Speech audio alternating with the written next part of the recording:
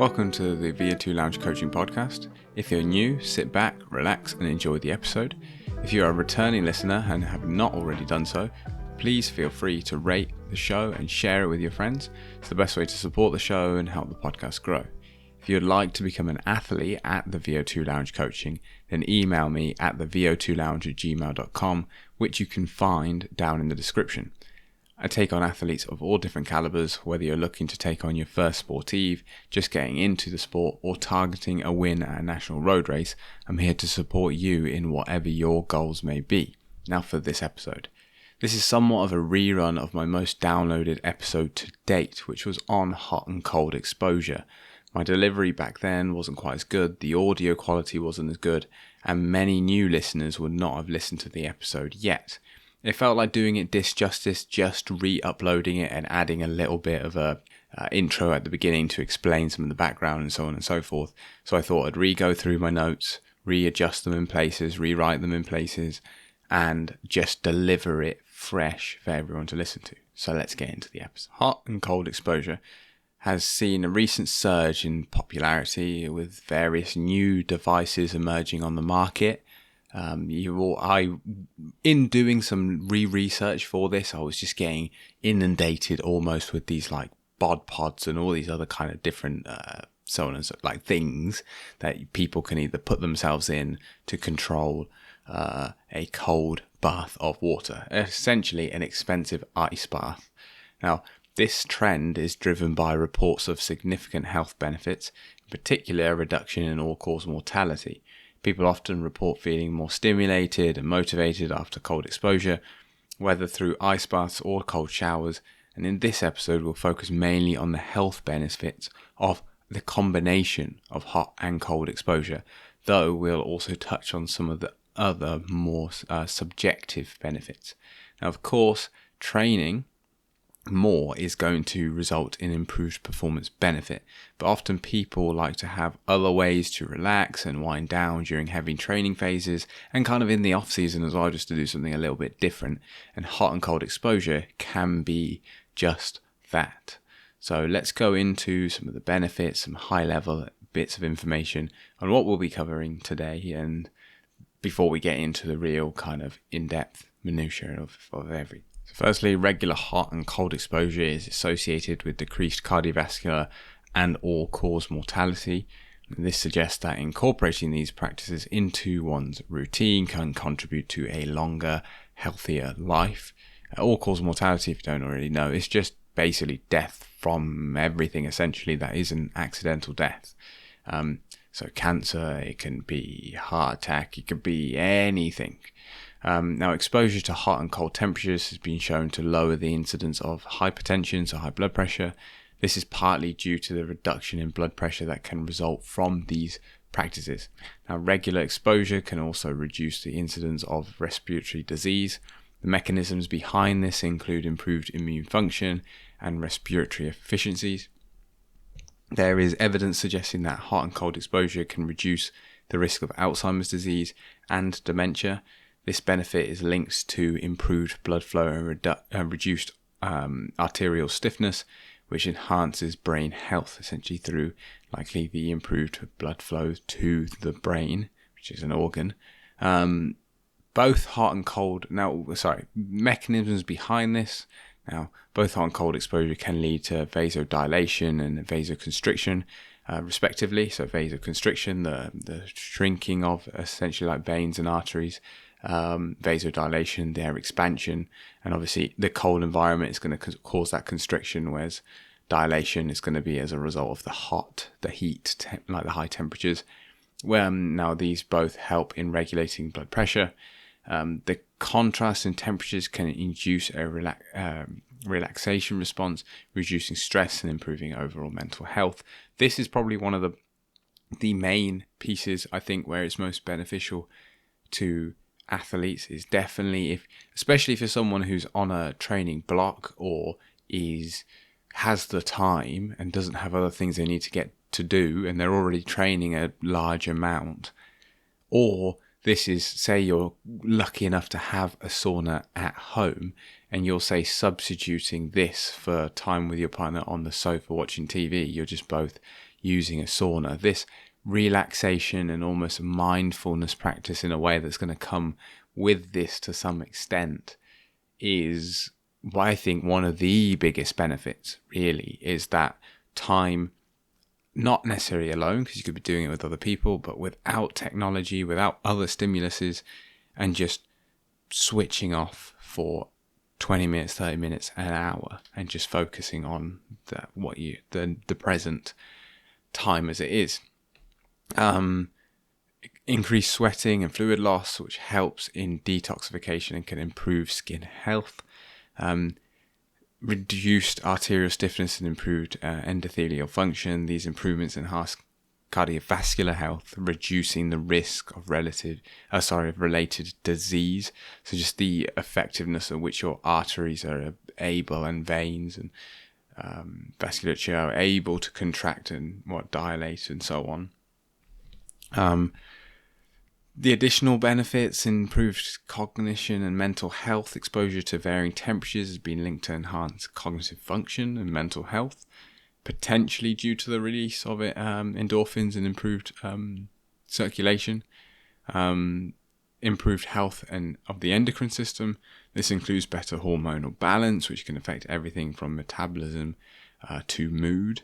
Improved immune respiratory function. Regular hot and cold exposure can boost immune response and enhance respiratory function, reducing susceptibility to illness. From these points, it's clear why interest in the topic has peaked. The potential health benefits are substantial, and the subjective improvements in motivation and well-being add an extra layer of appeal to people. And I think it is definitely twofold. There is definitely an element where this is founded in research and legitimate health, positive health outcomes, whether they're mental health outcomes, whether they're physical health outcomes. That's definitely the case. As to how big they are in different populations is a different story, but with the birth of different pieces of household technology that you can utilize to facilitate this, that are not freezers that have had ice put in them and turned on their side, like chest freezers, what you saw people do where they seal them up. Stuff that is easy to control the bacteria content. It's not inconvenient like buying loads of ice. Saunas themselves still a chore to set up to some extent, but there's all these different methods of doing it. Maybe you find them more frequently in gyms and so on and so forth, but definitely with things like the Huberman Lab pushing it or advocating for it. Joe Rogan Experience that also has put these forward a lot. You've got the Tier Drive, less so, but definitely the first two I mentioned are big proponents of it. And then almost every medium-sized, I'd say large-sized influencer that's new into some kind of endurance sport is talking about the efficacy of ice baths. You've got Premier League football teams and all these using cryotherapy. Of course, we are talking here about hot and cold therapy, whereas I think the cold therapy side of things is what gets people in, because I think when you first experience it, there is like a euphoric rush almost of the challenge and the discomfort and the cold shock that comes with it. But let's not lose sight of the fact that this is hot and cold therapy. Now, the origins of hot and cold therapy is not necessarily a recent one. So bathing in heat for the purposes of purification or cleansing and healing is quite an ancient practice, observed it for thousands of years across many cultures. Variations of this appear in the form of the banyas in Russia, sweat lodges of the American Indians, and then, of course, saunas of Finland. Now, sauna use, sometimes referred as sauna bathing, which is characterized by short-term passive exposure to high temperatures, typically ranging from 45 to 100 degrees Celsius, not Fahrenheit, Celsius. 100 degrees, you could probably cook something slowly, but you could cook something in that definitely, depending on the modality used. Longer exposure time usually means cooler temperatures. This exposure results in mild hyperthermia, not hypo, an increase in the body's core temperature that induces a thermoregulatory response involving various mechanisms that participate in restoring homeostasis and conditioning the body for just future stresses, a similar way that exercise would, in the sense you are challenging the body and then it wants to maintain homeostasis, and therefore it's better able to cope with future stresses, aka pedaling your bike again, for example. The Finnish style of using a sauna involves 1 to 3 sessions of heat exposure lasting 5 to 20 minutes, with the longer session showing more robust health benefits in studies, with periods of cooling placed in between each of these sessions, which is where the cold therapy comes in. The method used to cool off varies from jumping into snow or immersing yourself in like cold water. So obviously we would probably use cold water. We'd either a tub of water outside the house, just like a little paddling pool essentially, or you're talking an ice bath or so on and so forth. But it's the cooling effect. Obviously in Finland during the winter, jump outside in the snow, happy days. The idea being that this will stress the body even further past what's already occurring with the hot exposure, and by doing them together you're getting more of a benefit than just hot on its own, cold on its own. Now, it is known that periodic exposure to both hot and cold helps improve vascular function due to the body changing the level of cooling or heat retention it needs to employ. Now, when jumping between extremes, the extreme gradient accelerates the transition and is meant to further improve this function, probably just the increased stress, to be honest, a bit like doing 400 watts on the bike and leading to a rapid increase in, for example, VO2, assuming 400 watts is your VO2 kind of power.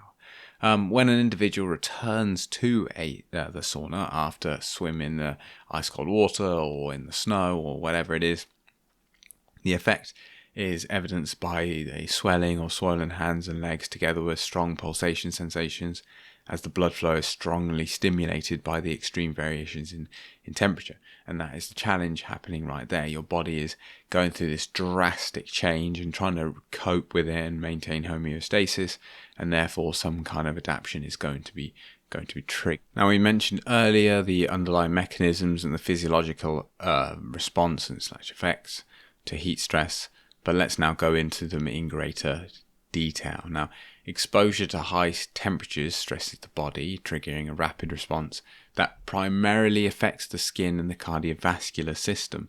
They're working in tandem to control this. Now, the skin, being the direct contact with the hot air, heats up first, reaching approximately 40 degrees Celsius. The core body temperature initially rises slowly from 37 and then to around 38 before increasing more rapidly to approximately 39. Why this is, I'm not actually sure. I think it's like a soaking effect, or how long it takes for the blood to actually really start being funneled to the skin and sweat to start appearing, and for the cooling process to start happening or to saturate properly. I'm not as certain, but that's what was stated.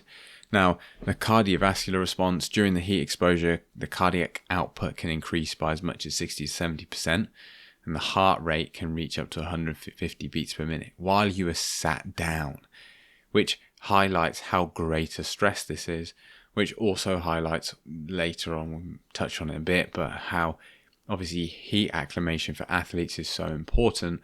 Because imagine, obviously you're not going to be trying to exercise at like 80 degrees C, but say it is a hotter temperature than you're used to, there's this already initial level of cardiac load that's occurring. In this case, it's pretty significant because it's 150 beats per minute. Now you're then trying to exercise at the same time that there's already this load on the system. You're not going to be able to do what you used to do. Now, whilst the stroke volume remains stable at the same time as this increased cardiac load. Now, about 50 to 70% of the body's circulation is redirected from the core to the skin to facilitate sweating. This results in fluid loss rate that can range from 0.6 of a kilo to an entire kilogram per hour, with an average loss of around 0.5 of a kilo during a moderate temperature finished our sauna session, which is 80 to 70 degrees is what they class as moderate.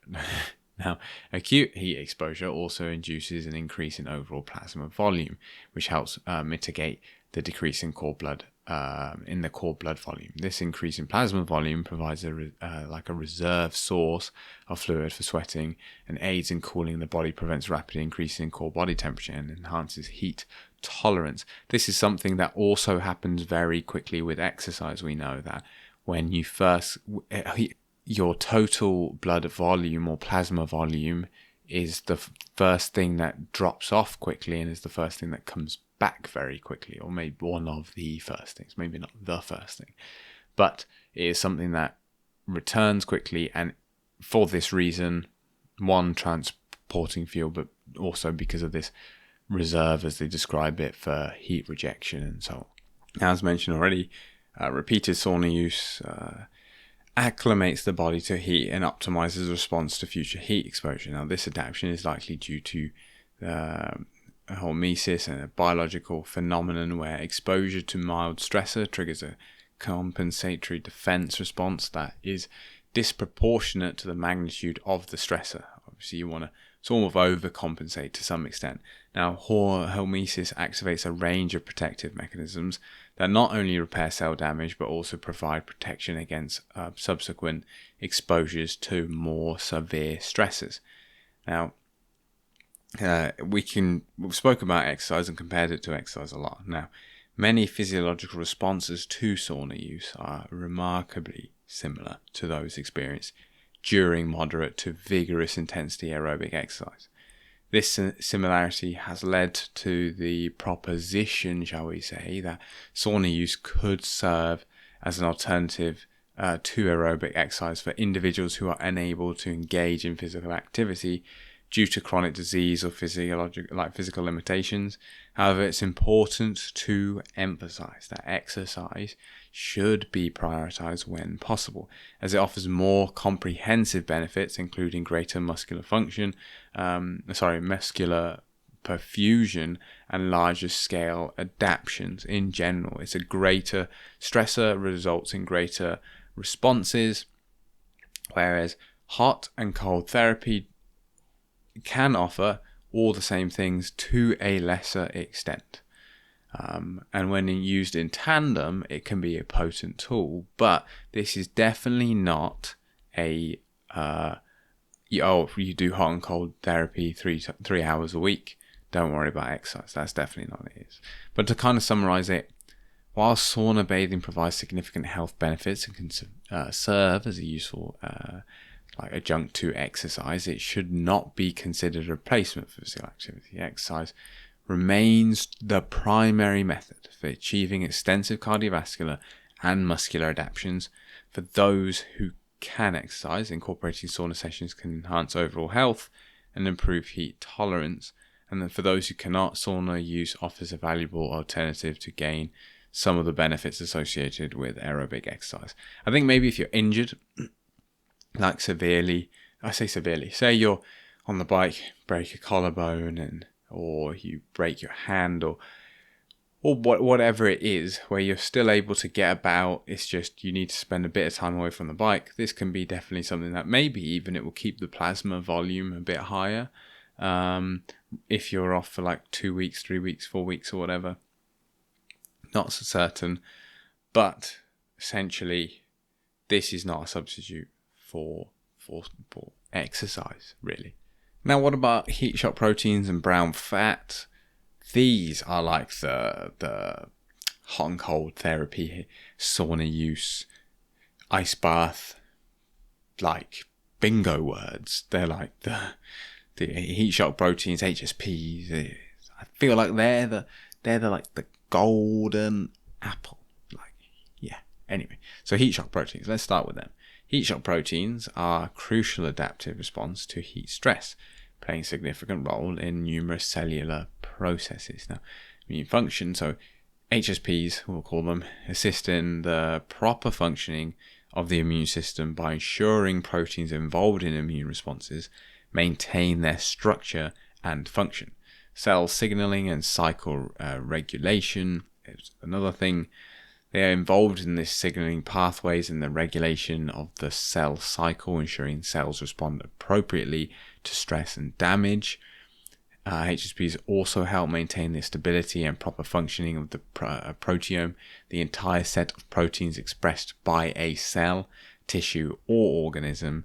There's an element of also in aging where loss of proteome integrity is a hallmark of aging. Damaged and dysfunctional proteins accumulate in age-related diseases like cardiovascular and neurodegenerative disorders. And then HSPs repair these damaged proteins, potentially mitigating some of the effects of aging. Animal studies suggest that HSPs might offer protection against neurodegenerative diseases by preventing protein aggregation and assisting in the repair of damaged proteins. And again, HSPs also help moderate muscle atrophy, another hallmark of aging, by protecting muscle proteins from damage. Now, a study of Danish nonagenarians, people aged 90 to 99, showed that women with specific single nucleotide polymorphisms, or SNPs, in the HSP70 gene, which increases the gene stability and activity, lived about 1 year longer than those without these SNPs. 30 minutes in a 73-degree room can increase heat shock protein levels by up to 49%, with a sustained increase in heat acclimation in individuals. Then we get on to brown fat, or brown adipose tissue, or BAT. And brown adipose tissue differs from white adipose tissue in function and distribution. So, BAT is a localized small deposits around the body, mainly in the neck area, and is activated by cold exposure. Now, unlike white adipose tissue, or WAT, which stores fat, BAT burns energy to produce heat. It's like a fuel essentially, but for heat production only. Now, BAT activation contributes to energy expenditure and heat production, playing a role in maintaining body temperature in response to the cold. This process is known as non-shivering thermogenesis, so making heat without shivering. And shivering is our predominant, method of heating ourselves in incidences of severe cold, basically, as we all know. Now, a colder environment correlates with higher brown fat activation and lower overall body weight. Repeated cold exposure increases brown fat's oxidative capacity and its activity, leading to changes in lipid metabolism. Fat activation can potentially prevent body adiposity and related metabolic and cardiovascular disorders. However, glucose metabolism was also important, as it's impaired in the BAT of type 2 diabetic patients. Now, shivering, as I've already mentioned, skeletal muscles contribute to heat production through shivering, which can increase heat production nearly 5 times that of baseline, it was impressive the first time I read it. However long ago I made this podcast, a year ago maybe. Second time reading it, third time reading it, fourth time reading it, it just amazes me most of the time what the human body is capable of. I've always found it that things man themselves have made, can impress me, can intrigue me, but it's kind of like a logical mind approach to it. I'm like, oh, yeah, you may have done that, thought of that, then achieved this, then so on and so forth. But it's these innate mechanisms within us that are just so impressive. And imagine trying to create a human, essentially. All these different mechanisms, all these different hormones, all these different organs, all these different things collaborating in one squishy box that just seem to work well and occasionally have malfunctions, but once you get around the whole chance of death by being killed by something, you're pretty robust for the most part, and I find it quite impressive. Now, what is the extent of that? Because this is the thing that you know when you get the like not top, but you get someone who's sort of well read on it, really wants to explain it, and identifies the fact that this brown adipose, like, is talking about, say, VO2 max training, and they go, yeah, you're going to see huge improvements, say like a 10% uplift on your VO2 max, right? But then they say, but remember, if you're doing just VO2 max for the next 10 years, one, you're probably not doing many sessions a week, and two, you're going to plateau pretty quickly. You also need to introduce some low intensity work and year on year build on it, do some threshold work, so on and so forth. Then you get the person who just goes, yeah, the most effective way to increase your VO2 max is by doing VO2 max training, and then stops there. And it's like, yeah, that's true, but then someone reading this or listening to this is going to go, yeah, I'm just going to do VO2 max training all the time. This is an instance of where I think that's the case, where you hear the brown fat thing. Purely brown fat thermogenesis contributes to energy consumption of less than 20 calories per day. This minimal impact highlights the need for substantial browning of white fat to see significant metabolic effects. If we compare it to exercise, the energy expenditure from brown adipose tissue activation is minimal compared to that from moderate intensity physical activity. When I say moderate intensity, I mean just moving. So for instance, brisk walking or moderate intensity running for just 2 minutes can match the energy consumption of brown adipose tissue. Let's look at my power data from a 40-minute ride to work, talking like 400, 500 calories when I'm just tapping along. Obviously it's more nuanced than that. But this brown, you're not going to carry on eating what you do if you're like, I don't know, 5'5" and 100 kilos, and then start doing ice baths and this brown adipose tissue add up, and then you're suddenly eating 3,000 calories a day at 140 centimeters, and suddenly you're like, oh, I'm now 55 kilos. It doesn't work like that. As much as it would be great to just take an ice bath a day and now be super lean, like 10%, 15% body fat just from doing that. But there is merit behind the brown body fat, brown adipose tissue, but it isn't going to really change things an awful lot, really, unfortunately. All right, so the benefits of hot and cold exposure on longevity. Now, we've kind of really, to some extent, covered a lot of it in different ways, but to consolidate, so we've got cardiovascular health. Now, heat exposure, such as saunas use, induces protective responses that promote cardiovascular health, mirroring some of the benefits of exercise. Now, during moderate temperature sauna sessions, heart rate can rise to 100 BPM and can even get up to 150 BPM in hotter sessions. Now, similar to low to moderate intensity exercise, the benefits are going to be in line in the sense of what's occurring, not in their magnitude, however. Now, regular sauna use decreases both systolic and diastolic blood pressure, enhances left ventricular ejection fraction, reduces left ventricular ejection time, improves arterial compliance, and enhances endothelial function. So simply, cardiovascular health as a blanket term is greatly, or is improved. Maybe I shouldn't say greatly, it's just improved. Now, studies indicate that dose-dependent relation between sauna use and cardiovascular benefits, same as exercise.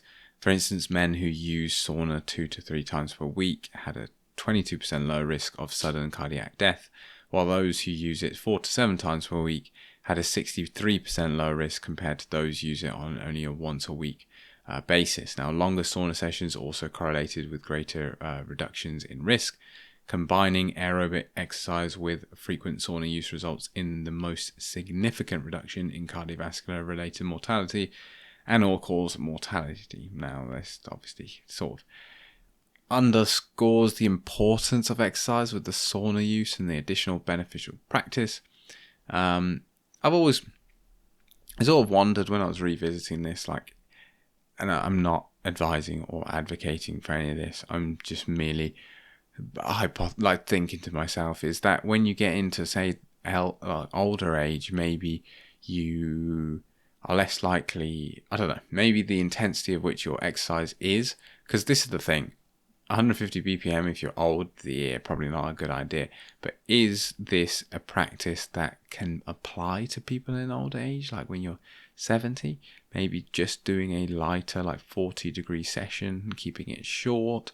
Could these benefits be important? Or is just walking, as long as you're not at risk, high risk of falling, is it just a better idea? I don't know, but it just sort of popped into my mind. Like, is there a point where the curve of risk / to reward ratio benefits sauna use over exercise, when the risk of being outside and being active / and the chance of falling increases? Is that a thing? I'm not sure, but just hypothesizing. HRV, which all athletes, love that stuff. Sauna use affects HRV, similar to exercise by engaging the autonomic nervous system. And HRV is a measure of variation in time between heartbeats, increases with improved autonomic function. Now, sauna use initially decreases HRV by activating the sympathetic nervous system, but ultimately leads to increased HRV post-session, indicating improved autonomic balance. So essentially, when your heartbeat becomes more rhythmic, I suppose you could say it is rhythmic, but anyway, more cookie cutter, like 4/4 time signature, like bum, bum, bum, bum, bum, is a lower HRV, which is in line with stressors. So whether that's work stress, whether that's cycling stress, that's what happens. And then when you recover, it becomes more like bum, bum, bum, bum, bum, bum, bum, bum, bum, bum. Not quite that, but anyway. So there you go. Inflammation. Chronic inflammation is linked to many diseases, including cancer, cardiovascular disease, diabetes. Now, both exercise and sauna use induce a beneficial inflammatory response that includes the release of anti-inflammatory cytokines. Now, this response is partially due to the increase in core body temperature. And sauna use, being passive activity, may partially beneficial for individuals who cannot participate in regular exercise due to physical or cognitive limitations. That's where I was trying to get to with the elderly. Like, if you are more physically limited and it's just a bigger strain on your body doing, like, say, let's say 10 hours of walking a week. Say you were able to do that, like you go on like a couple of long walks and then some other walks here and there, and it accumulates to 10 hours of time on your feet. At 60, at 70, maybe it's too much, but you can still drive down to the gym, walk to the sauna, whatever it is, and get in the sauna for half an hour or whatever at a moderate temperature. Is that then the point, is what I was trying to get to, of is that where this sort of risk to reward curves sort of kind of cross paths? But you've also got the neurodegenerative disease benefits. Now, heat stress exercise increases the expression of brain-derived neurotrophic factor, or BDNF, promoting the growth of new neurons. The study of middle-aged men in Finland found that those who used the sauna 4 to 7 times per week had a 65% reduced risk of developing Alzheimer's disease compared to those who used it once a week. And then improved cardiovascular health from sauna use supports better cerebral blood flow, which is crucial for cognitive function and prevents hypertension-related cerebral blood flow impairments. Now, heat shock proteins, which increase the sauna use, play a critical role in preventing neurodegenerative diseases by maintaining protein homeostasis and protecting against protein aggregation. Whenever I read stuff like that, I always go a bit like exercise. Obviously, exercise, we know for, like, no one's going to tell you it's bad for you. But obviously, when you get a number like 65% reduced risk of developing Alzheimer's from sauna use, is it that these people who are 4 to 7 times per week are just generically more active, healthier, so on and so forth, than the people who do it less often?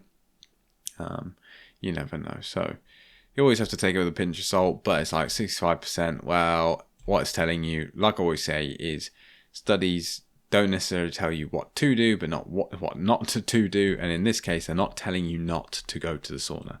Yeah, it's not showing you that it is harmful to your health. Now, this next bit on the endocrine system, essentially, part of this study suggested that 20-minute sauna session at 80 degrees C repeated by a 30-minute cooling period can double growth hormone levels, while two 15-minute sessions at 100 degrees C resulted in a 5-fold.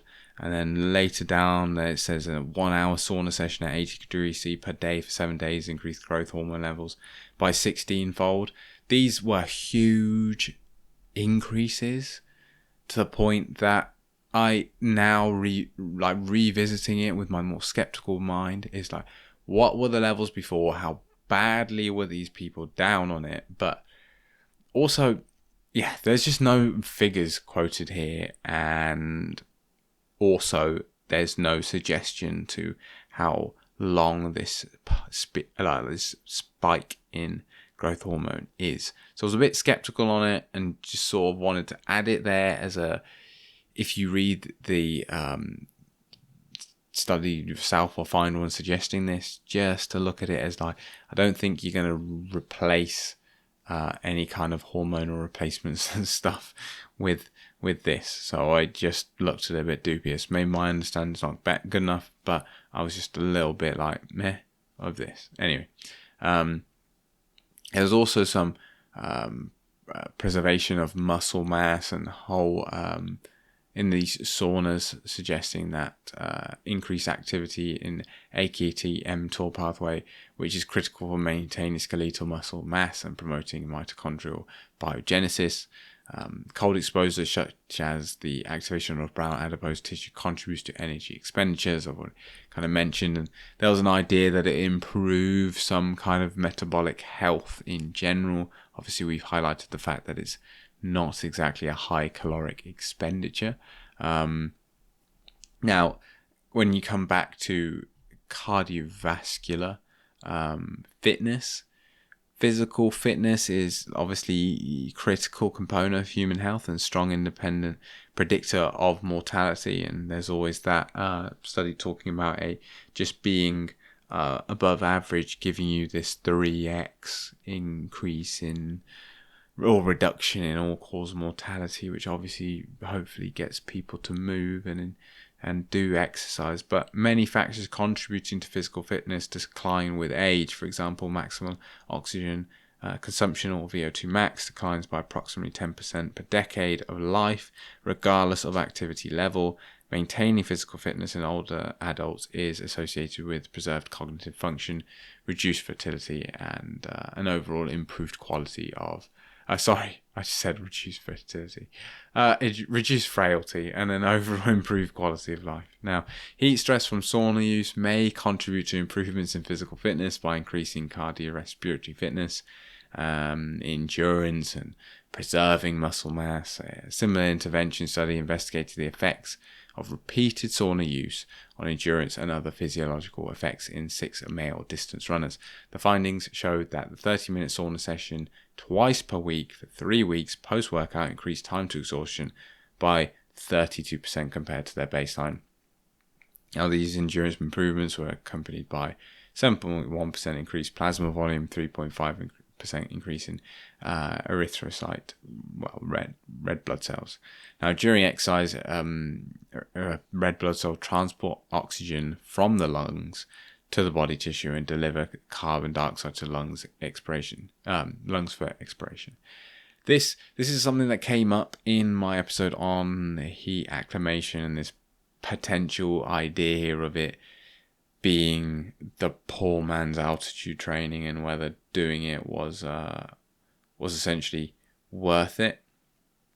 I mean, the evidence from the study seemed pretty legitimate and seemed like a valid piece of information, but that was specifically to be done with athletes in mind, not necessarily that you would do that without exercise to compensate for your lack of exercise, unless you, again, can't exercise. That's what it comes down to, is the adaptions and the benefits are similar to that of exercise. However, they're orders of magnitude different. So, don't use this as an alternative. But yeah, if you are recreationally active and you exercise like 5 hours a week, say for example, or 6 hours a week, and you knock off 1 hour to have one of these sauna sessions, yeah, fine. It's more if you exercise 3 hours a week and decide to stop exercising the 3 hours a week and do 3 hours of sauna session, that's where this is suggesting that's not a good idea. Now, concerns and drawbacks, of course, there's a concern, and of course there's a drawback to these any kind of modality. One of them being male fertility. Now, heat exposure has notable, though reversible, effects on male sperm fertility measures. A study involving 10 healthy men who underwent 2 15-minute sauna sessions at 80 degrees, between 80 to 90 degrees, every week for 3 months found a reduction in sperm counts and more motility. These measures returned to normal within 6 months after discontinuing sauna use. So essentially, if you're trying to have a child, you don't go to the sauna because clearly it has a negative impact. Why? Whether it's just your body's not capable of, obviously, like the temperature management, hence why your testicles are able to move away from your body and move towards your body. Clearly, just that mechanism isn't strong enough to cope with an 80-degree ambient temperature, and so just clearly some of them die off, I suppose. They just don't try conceive and also go to the sauna. Now, considerations for pregnant women is an interesting one. That now the safety of sauna use during pregnancy is less clear and should be approached with caution. While Finnish women commonly continue sauna use during pregnancy, they typically do so at reduced temperatures and exposure. I suppose the same as you do with exercise. You wouldn't go try run a marathon while you were however many weeks pregnant. It's just sort of, to some extent, common sense. The stressor, you're already under stress. You've also got another growing organism in you which is less capable of dealing with stressors, and is making you less capable of dealing with stressors. So don't stress your body too much. Children actually have less efficient thermoregulatory mechanisms compared to adults due to differences in their anatomy and physiology. They have lower sweat rates, which can compromise their ability to dissipate body heat through evaporation, making them less able to cope with prolonged sauna exposure. And therefore, sauna use in children tends to be limited and monitored a bit more closely. There's obviously the risk of dehydration, as we mentioned, 0.5 to a kilo dehydration in an hour. So proper hydration, maintaining electrolyte balance are crucial to avoid dehydration. And I suppose if you're doing one session at an hour, it's bear in mind that coming into it, you want to be well hydrated, and coming out of it to hydrate, or just drinking all the way through, for example. So optimizing your hydration levels. And then there's just the general kind of precautions that they advise. So sauna use should be approached with caution, and particularly for individuals with certain health conditions such as cardiovascular disease and respiratory issues or low blood pressure. It's important to listen to your body and exit the sauna if you feel dizzy, lightheaded or unwell. Consulting a healthcare provider before starting regular sauna use is always recommended, especially for those with pre-existing health conditions. So other heat stress modalities, I think, is an important thing to discuss because saunas are expensive, / not necessarily readily available to all. So you may be wondering what other methods exist to achieve the benefits of heat exposure. Now, given the reasonable barrier to entry that both ice baths and saunas present, these methods can be costly and, as I've said, logistically a bit challenging, and making them harder to stick to if you would like to do them consistently, or taking more time out of your day if you just wanted to. If you had a sauna at your home and it's just a 40-minute session, it's there. Whereas if you have to go to the gym and you're not already going there, for example, then it's again a bigger barrier to entry. Now, fortunately, there are alternative strategies for elevating core body temperature that can also provide favorable effects to the cardiovascular and central nervous system. These include the use of hot water blankets, hypothermic baths, heating coils, or specialized lamps that emit infrared radiation in a confined area or chamber. These are those infrared saunas that you can get. So warm water immersion. Hot water immersion, particularly hot baths, can elicit beneficial effects on several markers of cardiac health. For instance, frequent hot water bathing more than 5 times per week has been associated with lower biomarkers of atherosclerosis and lower markers of cardiac loading, which is a measure of cardiac function and function.